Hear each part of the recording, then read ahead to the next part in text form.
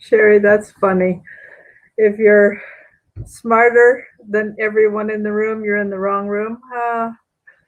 Okay.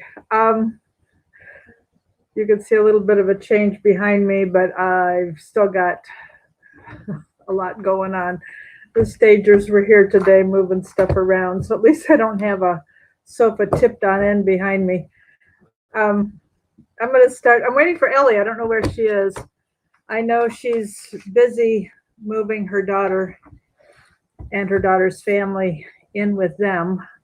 Thank God she was only two doors down from her daughter the other night when the kids came screaming for them to come help.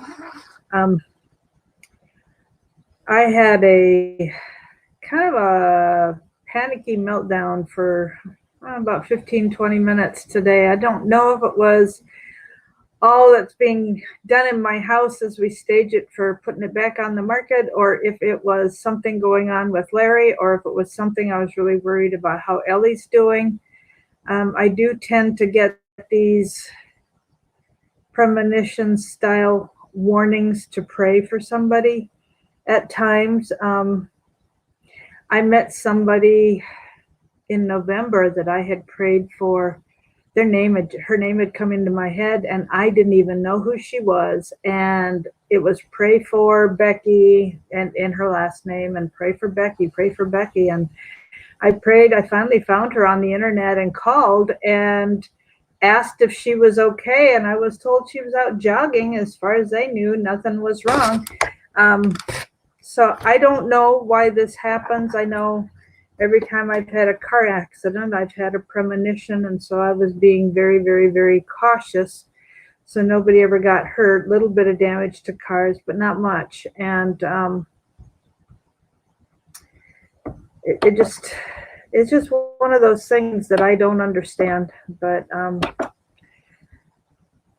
I know that when I get any kind of premonition or gut feeling, I listen to it, and I will usually stop and pray. And I don't know where Elly is. I sent her the link. I don't know if she's busy with her kids. If she doesn't come on, I will call her. Um, I'm going to just read a little bit of the Psalms again today because I'm still working through. I didn't do very much today. But I was in Psalm 73 today. I read Psalm 73. And I thought there was an awful lot that reminded us of what's going on in DC with the leaders that we hear about. So I'm going to read verses 2 through 8, 12 to 16, and 21. As for me, my feet had almost slipped. I had nearly lost my foothold. For I envied the arrogant when I saw the prosperity of the wicked. Now remember, when you're talking about the prosperity of the wicked, this is Psalm 73. The reverse of that, 37, says, fret not because of the wicked. They have no struggles. Their bodies are healthy and strong, in contrast to where our dear Larry is right now. They are free from the burdens common to man. They are not plagued by human ills. Therefore, pride is their necklace. They clothe themselves with violence. From their callous, this is verse 7. From their calloused hearts comes iniquity. The evil conceit of their minds knows no limit. Their mouths lay claim to heaven, and their tongues take possession of the earth.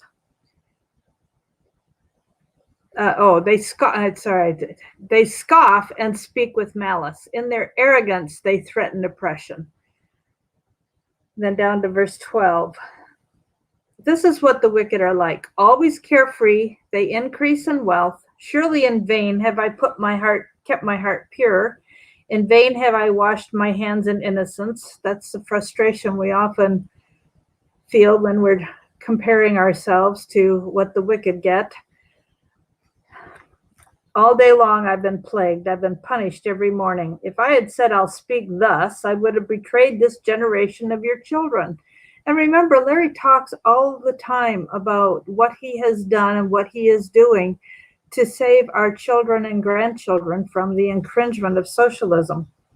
When I tried to understand all this, it was oppressive to me till I entered the sanctuary of God, and then I understood their final destiny. And then verse 21, when my heart was grieved and my spirit embittered, I was senseless and arrogant. There's Elly. Just give me a sec to click on over. My lap. Hey, favorite. Yep, you're going to sit in my lap for a second. Sorry, I was just closing up my Bible. I just finished reading. I was reading some verses in Psalm 73.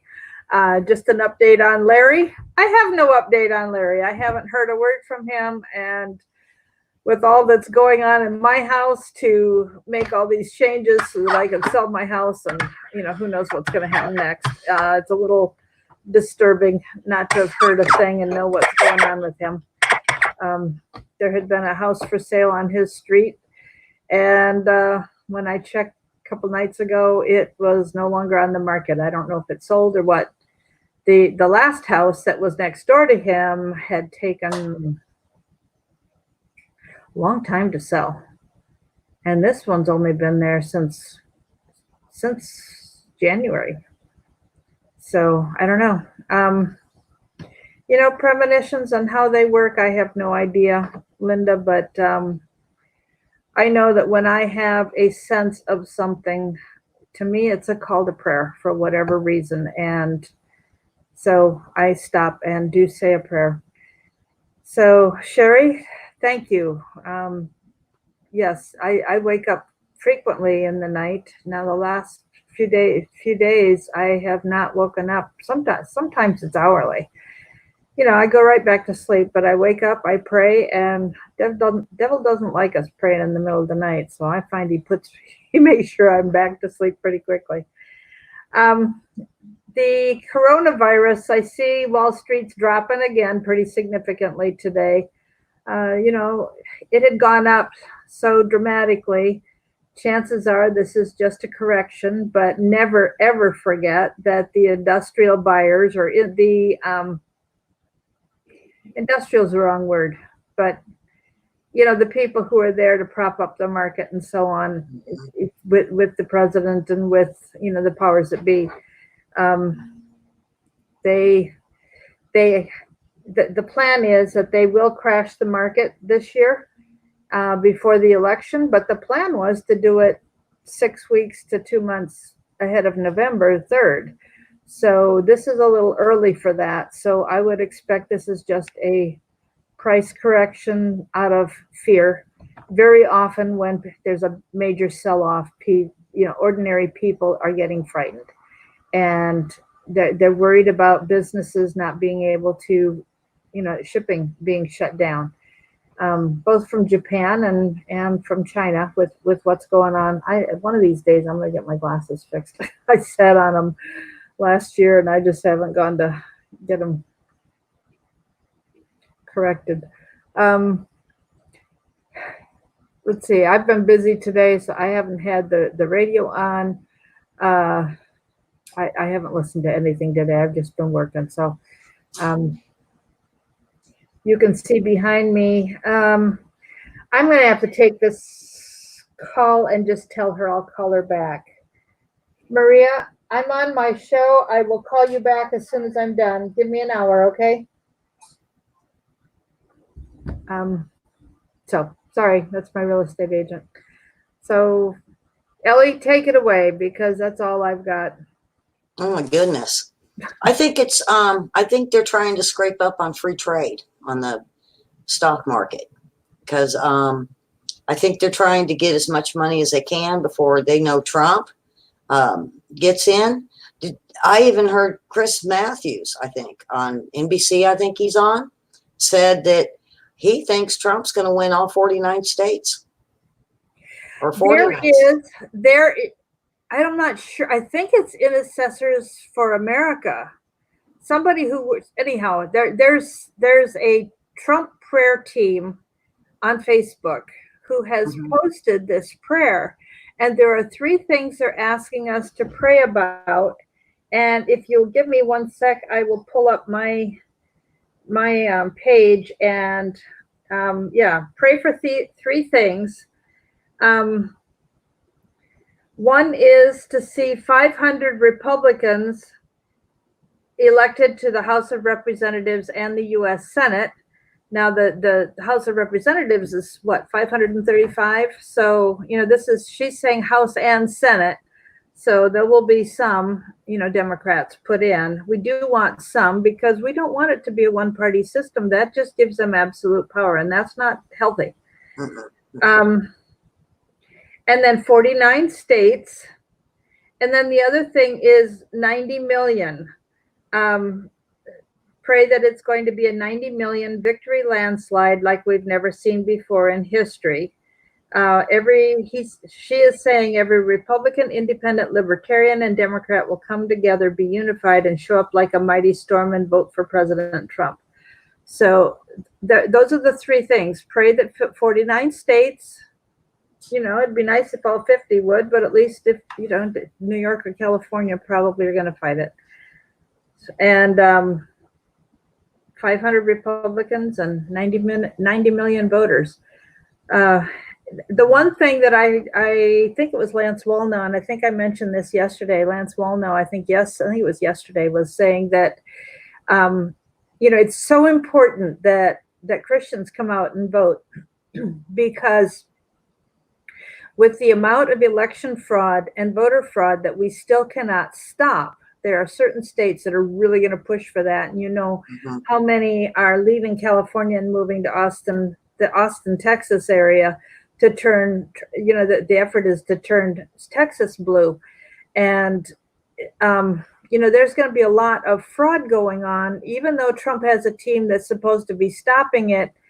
We'll see how successful they are. They don't want to announce what they're doing until we're closer, and they're probably going to wait until after the primaries to set whatever in place. I heard Amy Klobuchar today grilling Barr, and she said she and Senator Lankford, isn't he a Christian from Oklahoma, had put something together that they claimed was going to deal with voter fraud or election fraud.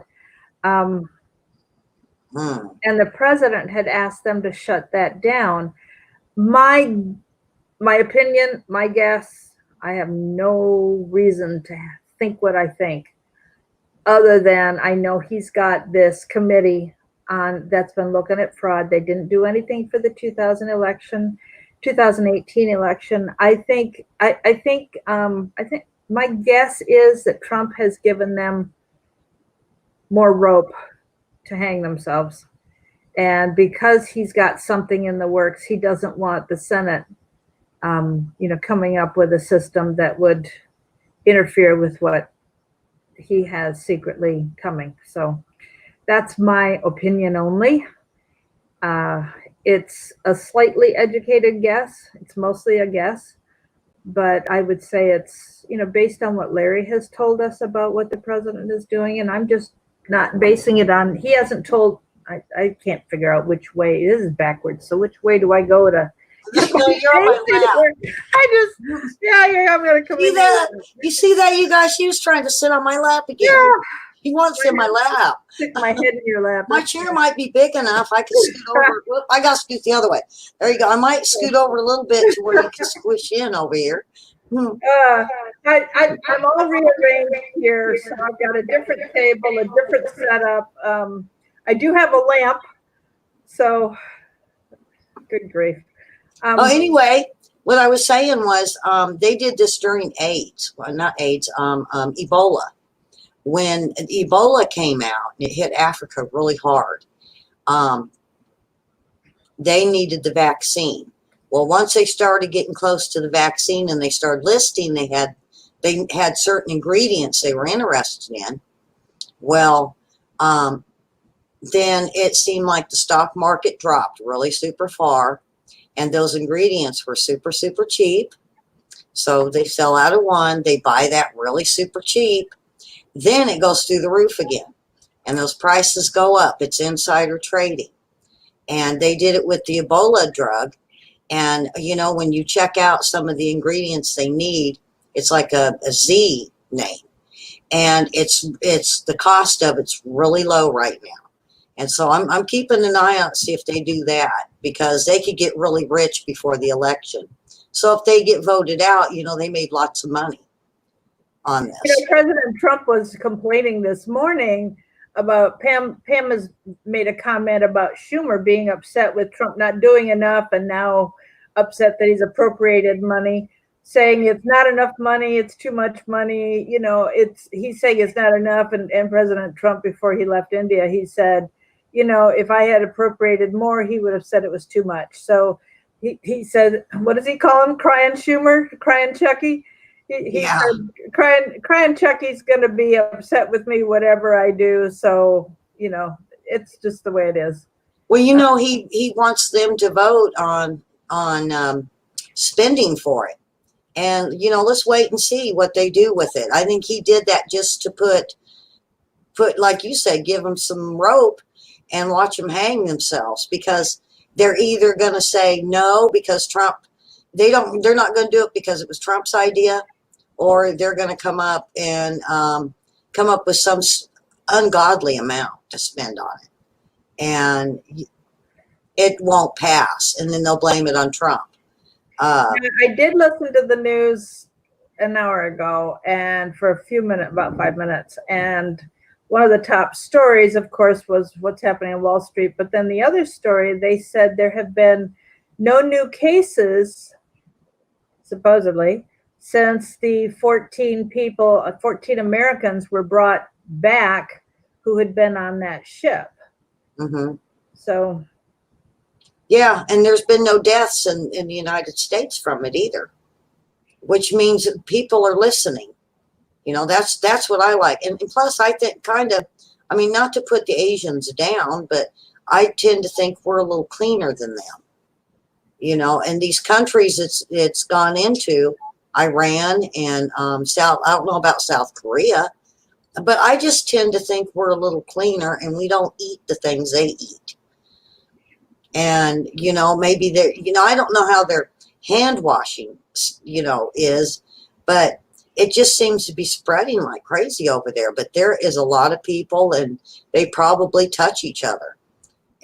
But now with the streets being so empty, you would think it would finally start slowing down. And then they went door to door looking for sick people and dragging people with fevers out. And, you know, I didn't like China for doing that, but if, you know, that's what you got to do to put a stop to it, you know, that's what you got to do.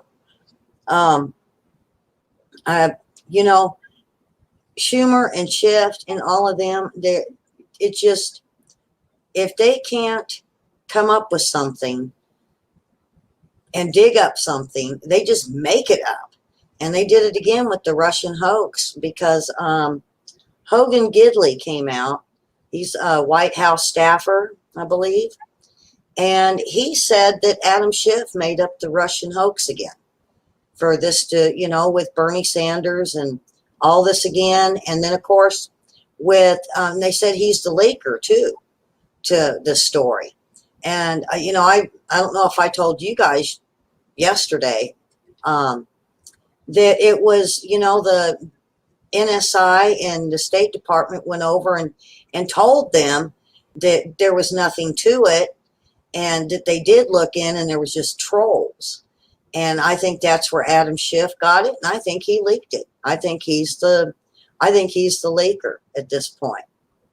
But I still think there's somebody in NSI or one of them that is still able to get top info and leaks it onto Adam Schiff, and he just runs with it. Hopefully, it gets voted out. I just can't. I mean, even Dr. Drew came out against him. I think it was Dr. Drew that came out and said he didn't even want him in office. So, like you said, we got to get in there and vote. You know, and they say the Christian vote is one that not many Christians go in to vote. They put it in God's hands. You know, and we need to get them to feel this is God's work and push them forward and get them to vote. You know, this is God's will. I'm going to say again what I have said very often, and I've got an echo there again, Elly. James 2:18 and also Acts 26:20 says that faith without works is dead. You know, our works, what we do, proves that we have faith. We can't just say I have faith in God. That is not adequate. God doesn't want us to sit back doing nothing. He wants us taking action. I'm gonna real quick And hopefully some of these pastors will read those and motivate the Christians, because we really do need the Christian vote. And you know, you mentioned that prayer site for Trump on Facebook, and that's what we need. We need this to go viral. We need to more of them praying for Trump, and more often, to show the Christian community that, come on, you need to vote. Make sure you vote, because we don't want socialism. Yeah, Acts 26:20 says, turn to God and prove it by your actions. So, you know, and a very important action. We have the freedom still. I know there's lots and lots of fraud, but we still have freedom to choose. And I know that between fraud and, you know, the things that the Democrats do to select, and we haven't had real good choices because of how they manipulate who we get to vote for, and the choice, you know, when both are deep state. We actually had a choice in 2016 when we had somebody who was not deep state, who was different, who's actually fighting for us. I don't know if you guys heard President Trump's speech yesterday when he spoke to the 110,000 people in the arena. I saw his reception this morning, I think it was, before he left. And he had a press conference this morning. I saw that. I was so proud of him. I was so proud of him. And I couldn't believe how different the press conference was there. You know, they were not yelling over one another. They were taking turns. Acosta didn't. They were Acosta made a scene. Oh, he was obnoxious, talking about how CNN tells the truth and the president lies, and on and on and on. It was awful. But, you know, to see how, I mean, I think it was Moni, the head of their military, when Trump arrived, he rushed up to him and threw his arms around Trump. Mm-hmm. You know, like they were best of friends. And Trump has done, he said at the press conference today that he had addressed persecution and religious freedom in India. He addressed it. He didn't go into a lot of specifics about what they discussed, but he said, I brought it up and we had a lengthy discussion about the issues.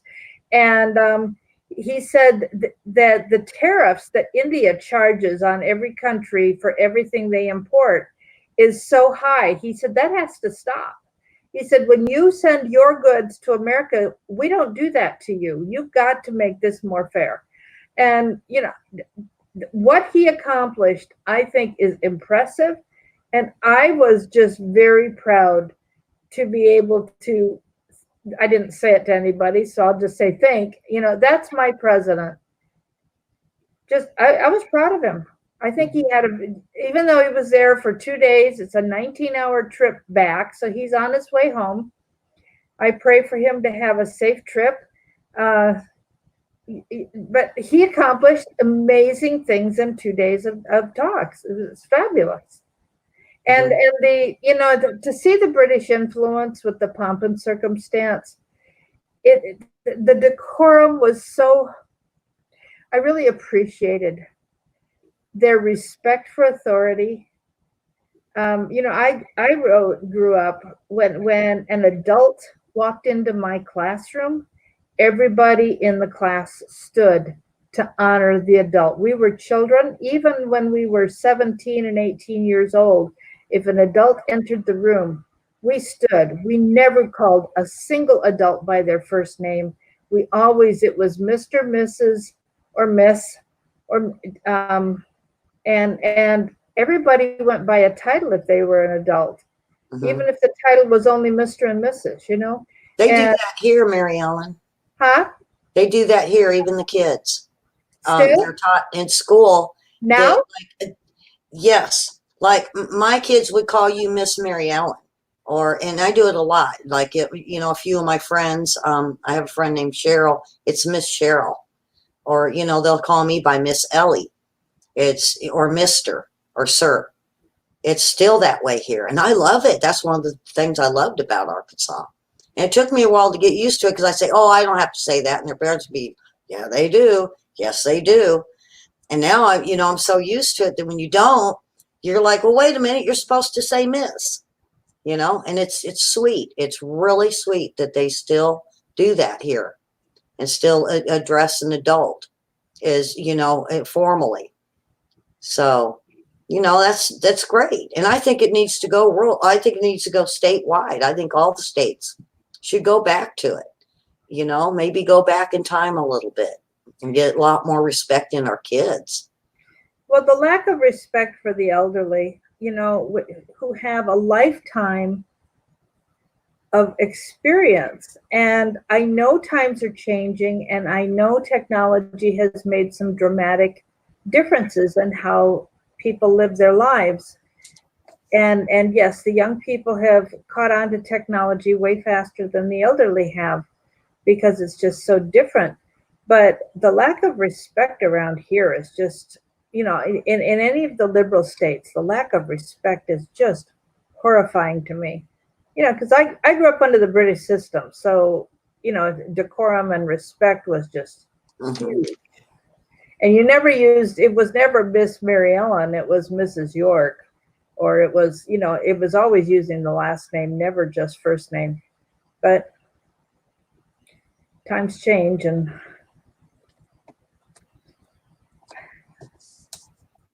Did you see Bernie and Castro? Talking about Castro? Yes, I did. Oh my goodness. He's so out of touch with reality. Yeah. He's so twisted to be pro-communist. It's sad. I wish I could find the clip that was out. Oh my goodness. It was during 2016 where he was saying that he didn't like JFK because he wouldn't side with the Cubans. And, here all these Democrats adore JFK, but they're willing to jump on Bernie. And, wait a minute, he didn't even like JFK. And I don't think JFK liked him. And, I've told some of my Democratic friends, and they're like, oh, no, no, no. And back in 2016, I could pull the clip, and their jaws dropped. Like, oh, my God, you're right. I'm hoping I can find it. Me and my brother have been searching for it. And, but, I wish I knew how to search Facebook because I saw it on Facebook last night. Yeah. It's hit and miss with it. I think Dan Bongino's got a lot of them. But, the other thing, Mary Ellen, that really got me was him and Biden came out with Bernie. It was, well, women, when they're having sex with men, actually fantasize about 3 men raping them. And then Biden comes out with, well, the average teenager wants 17 men to rape them. My goodness, where are they coming up with this? That's not a campaign promise. That's a campaign scary. Well, my granddaughter, she's going to be 16 next month. When she heard that, she said, oh my God, who are these guys? And I said, that's your Democratic campaign guys that want to be president. And she said, they're going to allow rape. I said, good head on your shoulders. Yep, they are. They're going to allow rape. And, it's weird how it came out during Weinstein conviction, and then, like I mentioned yesterday with Spielberg's daughter coming out, it's like, all this rape being talked about in the news right now is just a wake up. It should be a wake up call to the Democrats, but it's not. They just, it just goes right over their little brains and down their back, you know, and it is scary. We should be calling both of these men out on this. You know, they're supposed to be getting the women vote. They're not going to get women votes if they're saying all women want to be raped by 3 to 15 to 17 men. They're definitely not. And, you know, and then Bernie Sanders on the whole Cuba thing, Florida's turned on him. The Latinos down there said no. You know, the first thing I thought of when I heard that was, you remember that little boy that was on the inner tube or raft, and he barely made it to Florida, and everybody tried to protect him and hide him, and they ended up taking him back. But a little itty bitty boy tried to get over here in fear of socialism or communism and being killed by, you know, Cubans, the Cuban authorities. And it's just, Bernie Sanders is so far, I mean, he is grasping at every socialist country he can possibly think of, because Venezuela didn't work. Switzerland laughed at him because it's a social program, not socialism. And so they laughed at him for it. And then all of a sudden he's grabbing Cuba. You know, here he was ahead in the polls. You know, I'd like to see what they're going to be after this next one, because they said go after Bernie. And I was like, no, go after him and Bloomberg. Both of them need to be attacked, and Biden, and hit Biden up for this stuff. You know, it was interesting. When I was in my I'm echoing again, Elly. When I was in my social work master's program, they were holding up Finland as the most brilliant country in the world because of their welfare state and the fact that everybody gets free medical, and it was so awesome. I've been to Finland so many times, and I know what their medical system is like, because, you know, my friends were in the medical field and that I would go visit, and I would try to explain it to my classmates and to the professors, and they just didn't want to hear it. No, they're, you know, we've been told they're the best country in the world. Well, what's happening now? Their free healthcare system has destroyed their economy. And they've had a lot of Somalians who have immigrated there. Now the Somalians can wear their hijab, they can wear their headdress, but they have to learn the language and they have to adopt the cultural norms. And they've had a lot of Russians come over, and they're, you know, it's interesting. They criticize us for being prejudiced and the kind of racial problems that we have had. But it's a very unicultural, there's very little difference. They've got Swedes and Finns, and the Swedes and Finns are very respectful of one another. But the racial discrimination against the Russians because of their cultural differences has been horrendous. And you know, they're going, well, the Somalians, even though they're Muslim, they can have their faith, but they have to integrate. There's no, you know, being completely separate. If you're going to be Finnish, you have to be Finnish. And, you know, the kinds of things that have happened that we know that the Muslims have done, when the Muslim groups get big enough, they change. And they try to force Sharia law on everybody. And rape has become a big problem in Finland. And, you know, it's just, yeah, they say they're not Scandinavian, they're Finnish.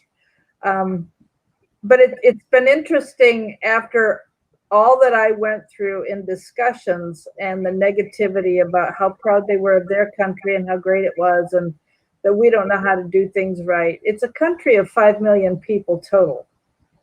So it's not that big, you know, I mean, in the whole country, it's the size of California with 5 million people in it.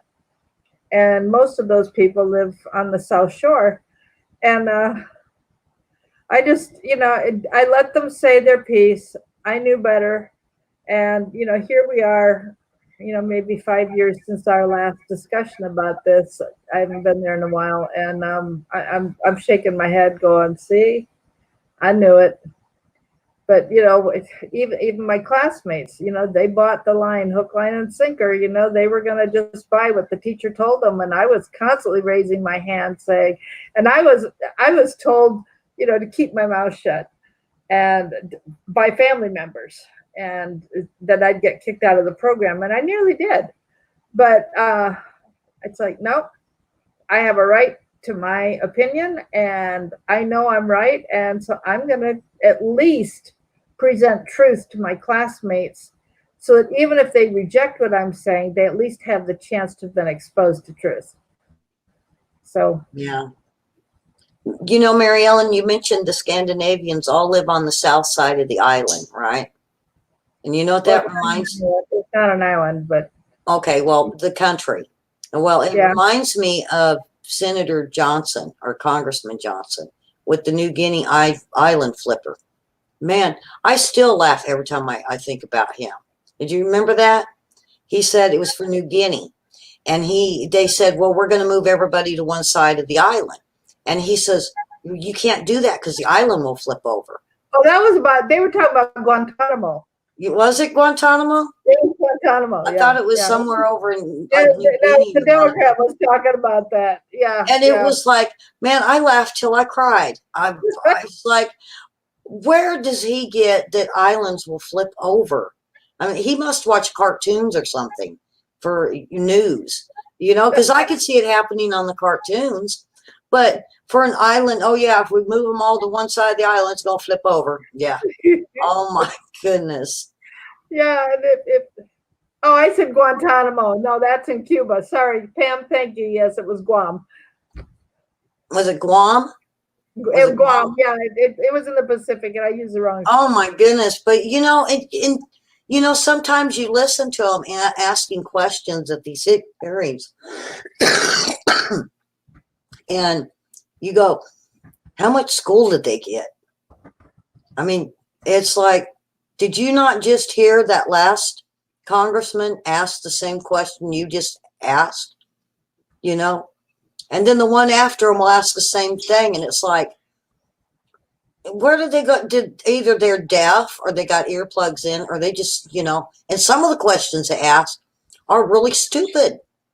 You know, or they'll get an explanation from some of these generals or these top people, and they just sit there looking like they don't know what the heck they just said. And they'll say, can you repeat that? Is what. So they repeat it again, and they still got that dumb look on their face. You know, I cannot believe that they've all went to Yale and all these upscale colleges and didn't learn a thing. Just didn't, you know, they just seem really dumb, like Nancy Pelosi. I mean, when I was in California and I was listening to her talk in the 80s, and her and Barbara Boxer, it was like, these have got to be two dumb blondes. They have no clue. Because they were even fighting Aaron Bronovich on the wires with the kids in the school. They were even putting her down and calling her how stupid she was. And they go, how could the wires affect them if they're like 200 feet above the playground? Or it was so many feet above. And it was those great big tall towers. But they were saying, how could it affect the kids on the ground if it was so far up in the air? And I was like, oh boy, we got two dumb blondes here. Because they were like two little peas in a pod, Boxer and Pelosi was. And, you know, I moved out here, so I never did find out what happened to Barbara Boxer. But really, I don't care. I wish Pelosi would have went down the road with her, because the whole time I was out there through the 90s, it was like you could watch San Francisco, the policies and the laws that was being put into effect. We're just tearing the city down slowly. I mean, real slow. And then to the point, you know, when I moved and then kept in touch with my sister Beth that lives outside of San Francisco. And I kept asking her, what's going on? What's going on? And she said, you're not going to believe what San Francisco's starting to look like. Because at one point, they cut back on the garbage guys. And that was the one I thought was kind of weird, is why cut the garbage? And then the garbage started building up. And then, of course, the homeless with the lack of work. We left there because of no work. You would show up and they would be hiring 2 people with about 1,000 people in line for 2 positions. And we just couldn't do it anymore. And so you could see it was something was going to happen. And you know, when I called back and talked to one of my nephews that worked for the governor, and I believe he still does, I said, you know, is the governor going to do something about the unemployment? And he said, there's just nothing to do. There's just nothing to do with it. There's nothing they can do, nothing they can create any longer. All the temporary jobs had broke the state. Because it was part of Clinton's program he put in, where they were all temporary jobs, and it did a boost on the unemployment, but it didn't help the state. And that was really the start of the downfall of California.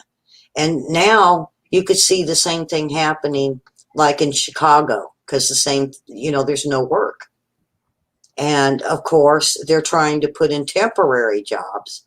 And now they've got all these people unemployed. And there's so much money that's poured into these states that they should be using for it. And I think I've even told your viewers before, but I think when the mayors get in place, they see it's there and they don't know how to change it. They're not managers. They're a politician, and a politician can't do numbers like a manager could. And I think they just say, well, it looks good, so let's just pass, you know, sign it off again and see if it still works. And it's not. You know, they're going through mayors that just don't know what they're doing. Look at Bloomberg. He's a billionaire, but he has no money sense because he just has so much money, he just blows it. And he says whatever he wants, and he thinks, well, if I can't get it by being nice to them, I'll just buy it and make it happen. And you just can't make things happen. And his whole time in New York as mayor, he never did anything but make money. And you got to wonder, oh, where'd he make that money from? All that money, millions and billions. And it's really sad to watch as our country in these sanctuary cities. Once they fell, it's like, well, let's turn them into sanctuary cities and bring in hundreds and thousands of people and make it even worse. And hopefully we can get some of these laws passed to get rid of sanctuary cities, because it's just going to crumble them like San Francisco. And why they think it's going to work for their city when they've seen what happened to Elly and San Francisco and New York. A lot of people don't really even want to talk about New York and its homeless, but they're all over. You got them there, Mary Ellen? Is the homeless getting bad there? Well, I don't leave the house very often, but I don't see much at all. Even the last time I was in DC, there's always some in DC, but I haven't seen it grow. Yeah, worse like in Minneapolis and Baltimore and all these sanctuary cities. It's just so scary because these people can't get out of their rut that they're in. You know, you got to have money to be able to go somewhere else. And when you have no job, no money, and you're just stuck, And, you know, I hope President Trump can come up with something for these cities, either to restructure their spending, because I bet you they're just siphoning it. And that's where they're all getting caught up in racketeering and scams and all the stuff they're getting caught in, mayor after mayor, and their AGs, and they're all skimming off the top.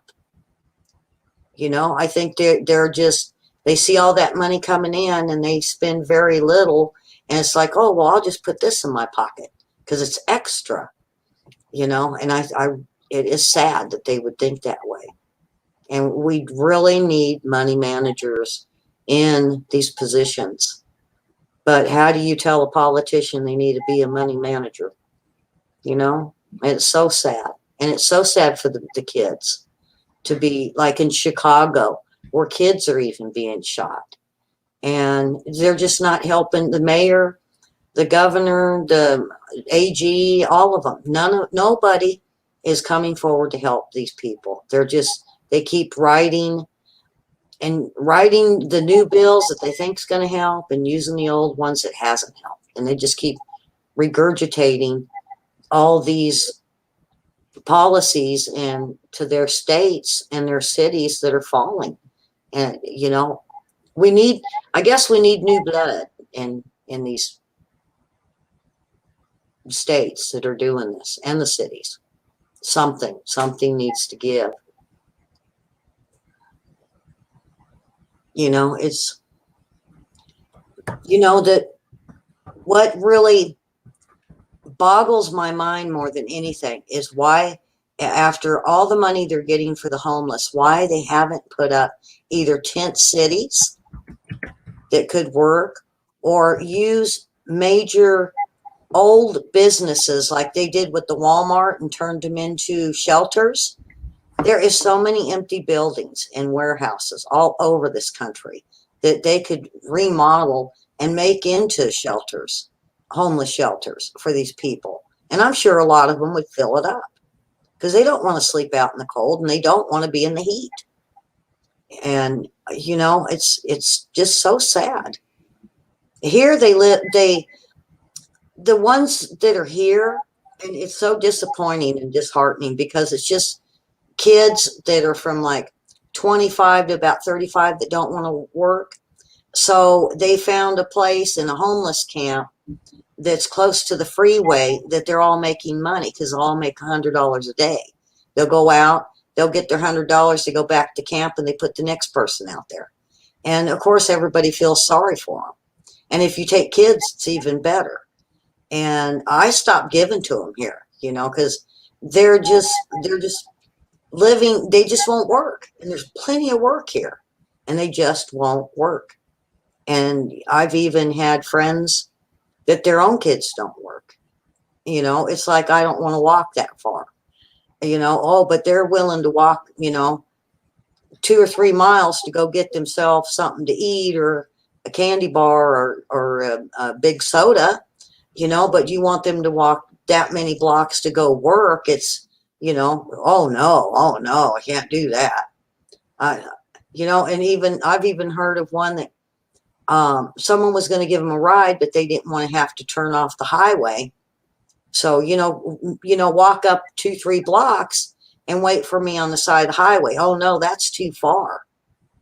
Well, you know, and then I thought, well, maybe the blocks were really long, you know, maybe it was really big blocks. Well, after I went and seen where this lady lived, they were little itty bitty blocks. And it was like, and she didn't want to walk 2 blocks, 3 blocks. Wow. You know, they're just lazy.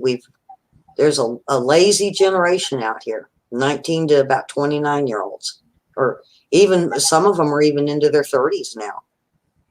Well, that's part of the problem with the youth being willing to vote communist because of the promises. They Free. didn't have to do much in school, or they didn't have to work in school. They didn't have to work, you know, school was dumbed down to make it easy. And you know, they didn't have to work there, and parents didn't make them do a whole lot. They felt sorry for them because both parents are away, and so, you know, parents come home and they just, you know, party on, and they're so busy with their technology, their games and video games and stuff, and so they didn't learn a work ethic. That's one of the things that's really good about homeschooling. Kids learn how to work. There are things that have to be done, and if you're not giving kids chores and things that they have to feel responsible, this is your responsibility to contribute to the family. Yeah. My kids learned that if they were hungry and they didn't like what I had to offer them to eat, what I put on the table was what was available. If they refused to eat what I had cooked, and I did try to, cater to their taste as much as I could, but if they didn't like it, they knew how to get a chair and grab a jar of peanut butter and Mm-hmm. a butter knife and a loaf of bread, and they could have a peanut butter sandwich that they made for themselves. Yeah. So Oh. The thing about the college, I was telling my viewers this morning that it gets them into staying in college because it's free. They don't have to work. They could stay in college. They can get that little bit of money and never have to work. The problem is when they get into college, they want to skip school. They don't want to do the work, and so they'll eat the cost of it, of what they get. And then when the new year starts and they're enrolled right back in. I had a friend in high school that, she was so smart and her parents had a lot of money. She was going to go to college. And I thought, she's really going to do great things. Well, I run into her at one of the reunions like 5 years later, and she was still going to college. And I said, well, haven't you got a degree? Oh, yeah, I'm working on my second one. It's just easier to go to college than work.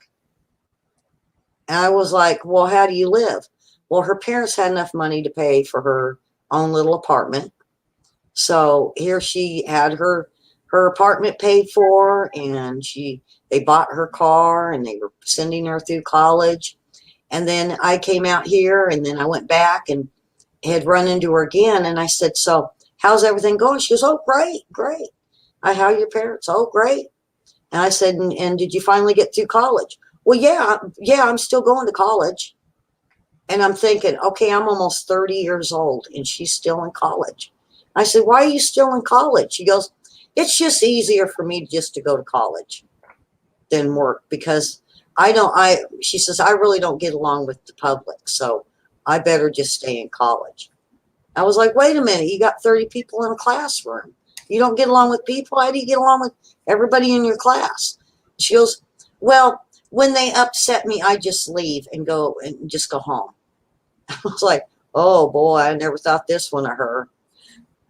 I would have never ever thought this of her in high school.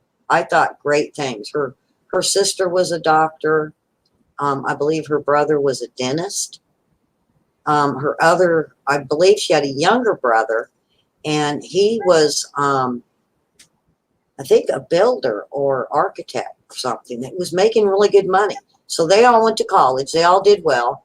She's the baby of the family and lived in college. And that's what I see happening with Bernie Sanders. College for all.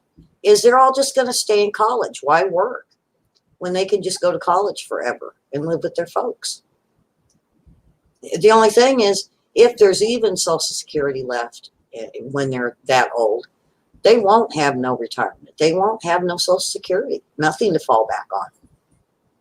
Then what? Their parents will be gone. There's just nothing there. And I stress this with my granddaughter. And of course, she works. She works as manager of a Starbucks. Not the 15-year-old, but my older one. And she sees the importance, and she's going to college to become a nurse. So she's trying to become something. But some of these kids, I don't understand where their parents' thinking is. Oh yeah, we'll take care of you, and you can live with us and go to college. And then, how long is college? Especially if it's free. And then, of course, we got to pay for it. So. Well, this is the whole thing.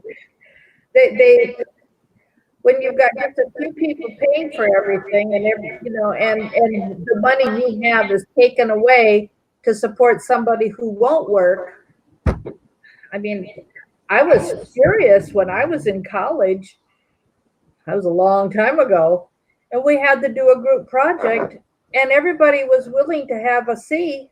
I wasn't willing to settle for a C grade. They didn't want to do the project.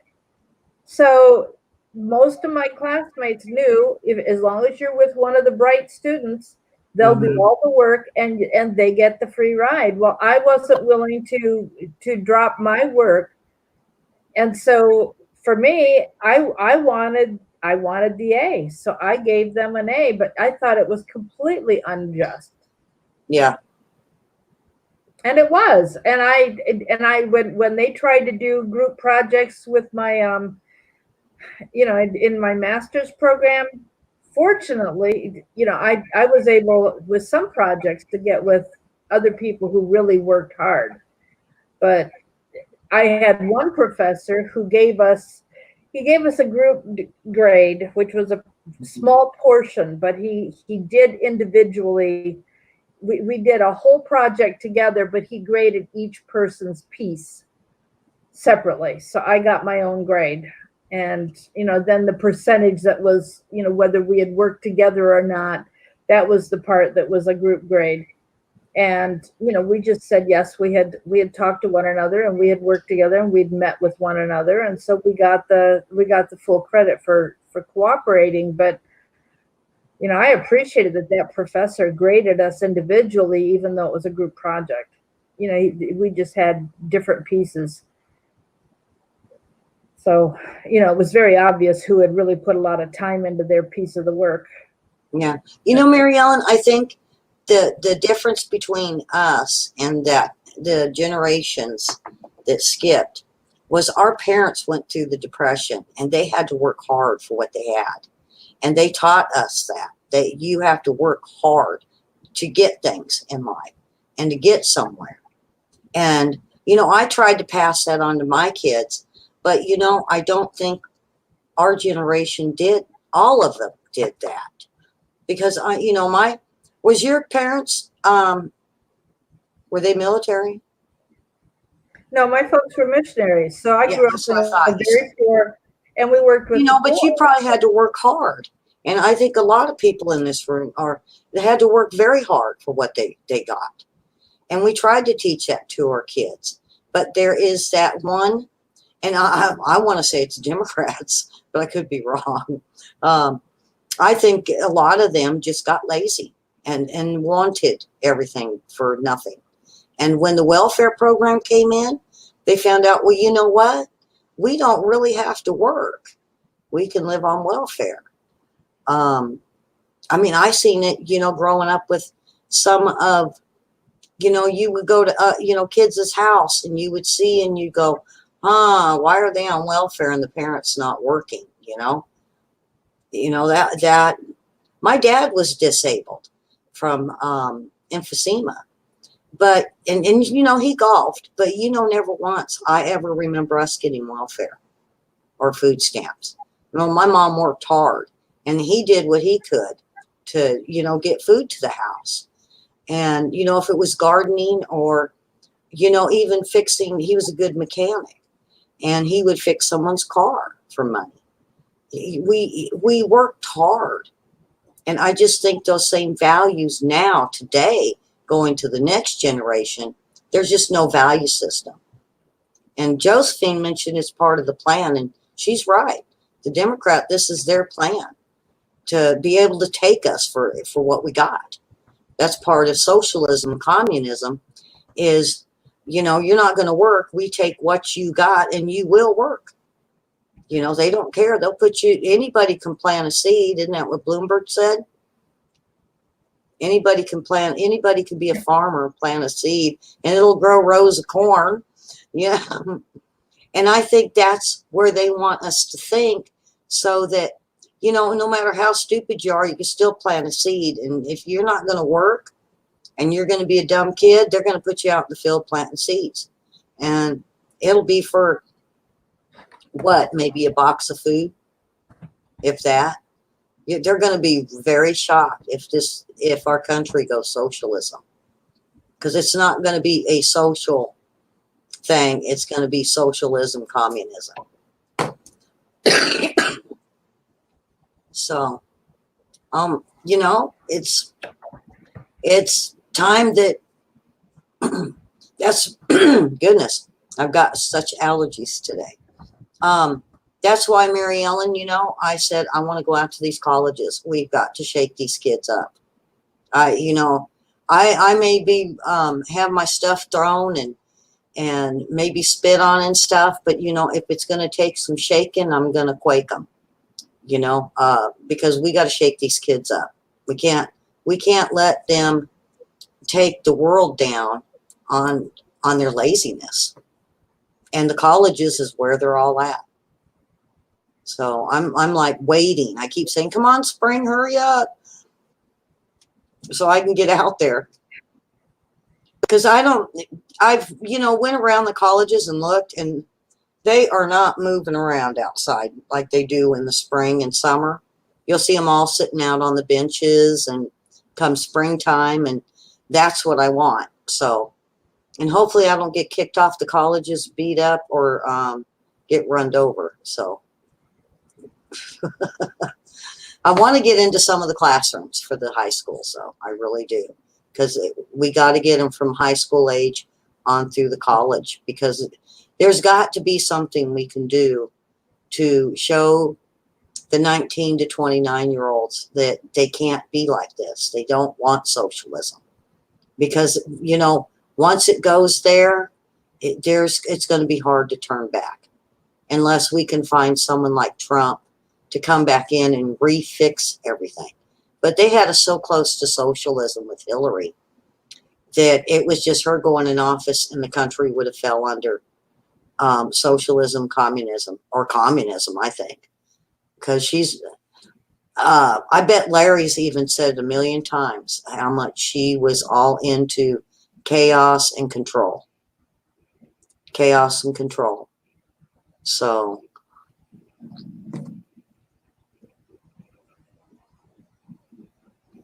are we caught up on questions? I haven't been able to. Oh, the Common Core says, with Common Core math, don't expect to educate many engineers.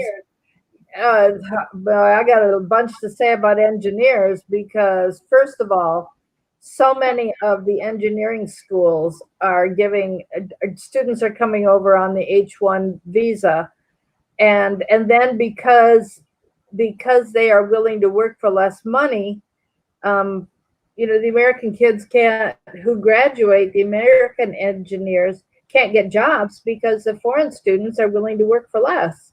Because it's way higher than what they would earn back home, so they want to stay, and so then the corporations who need them, make a big stink with the president and Congress that we need to keep these cheaper foreigners because we don't want them going back to their country and being our competition, but we need to hire them because they'll work for less, and so we can hire more of them. And then the Americans just get left out of the job market. And then the other thing, talking about Common Core math, I mean, I was visiting some friends, and they had a 7th grade daughter, and she couldn't figure out her math, and it was review of simple arithmetic, and she was still counting on her fingers and trying to figure out how. I was like, you have got to be kidding me. And then the way they were trying to teach this Common Core math, I understood what the assignment was and how they figured out what they were doing, but it was such a stupid way to do it. I sat there for an hour and taught her how to figure it out. I mean, I probably sat there for 2 hours to get through a 1 sheet of math homework. The kid was so confused. Yes, and I just thought, I cannot believe she's as dumb as she appears because she can't do this assignment. Because it was, 3rd or 4th grade math as a review at the beginning of the 7th grade year. Yes, Val, the kids want $15 an hour, and then you end up with McDonald's putting in machines, so then they lose their job because they're not needed because the machines will do it, and they don't realize what's going on. And then you've got Bernie saying, okay, you're going to get $15 an hour, and that works out to be 31. If you're working 40 hours a week, 52 weeks a year, it's $31,000 a year. And then Bernie says if you make over $29,000 a year, you know, you're going to be paying 52% tax. And so you end up working for less than $8 an hour. They'd be better off with an $8 an hour minimum wage than ever going to 15. Yeah. And it's amazing how many people can't read. Oh, it's been an hour and your kids are home from school. So I'm gonna, yeah, using calculators in school. When you're doing that before you're getting, it's one thing to have a calculator for trigonometry, but you know what? I learned trigonometry using my brain, no calculator, no fingers. I did it all in my head. And I didn't scribble all over my paper with scratching and with, you know, rough notes and everything. Yeah. You know, my kids, we drilled, and when I was growing up, the math facts for multiplication, I mean, we drilled it and drilled it and drilled it and drilled it. And yeah, it's just sad. Well, folks, that's it for today, and thank Elly for being with me. And I've got my cell phone number text if you want to donate. We're sending everything to Mark right now.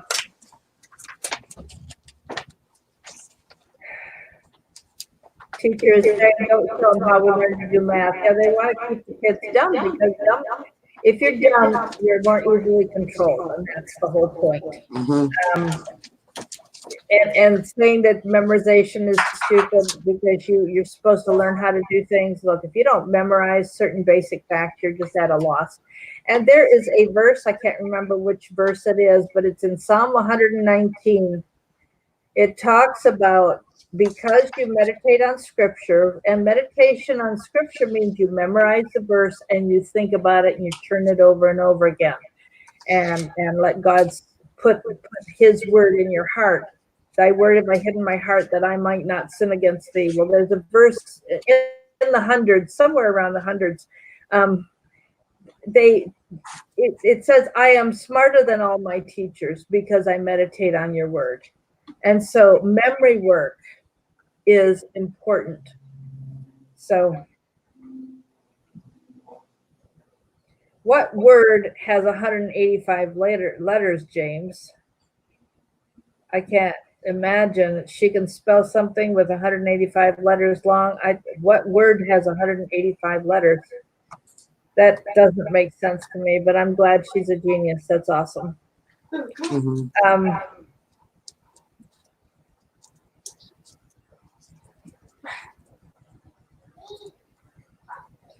Okay, Jen, you're being funny. So that's it for today, folks. Thanks for being here. I got a lot of work to do tonight, so I better get at it.